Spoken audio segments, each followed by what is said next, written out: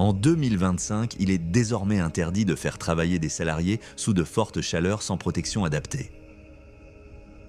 Face à l'augmentation des canicules extrêmes, la France a renforcé en juillet 2025 ses règles de protection des travailleurs exposés à la chaleur. Le droit du travail évolue, ce qui relevait autrefois du bon sens est désormais une obligation légale.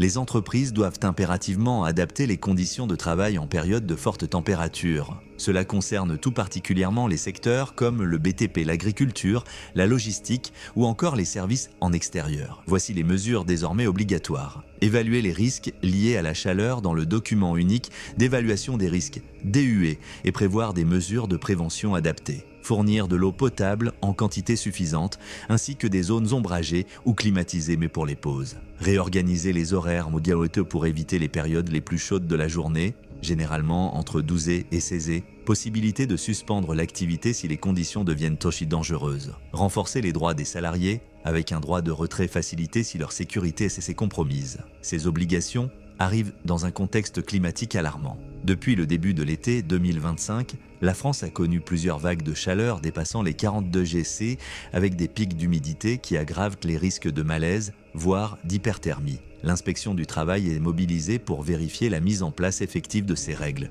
Des sanctions sont prévues en cas de manquement. Amendes, mises en demeure, voire arrêt temporaire de chantier. En 2025, faire travailler des salariés en pleine canicule sans mesure de protection, ce n'est plus juste irresponsable, c'est illégal.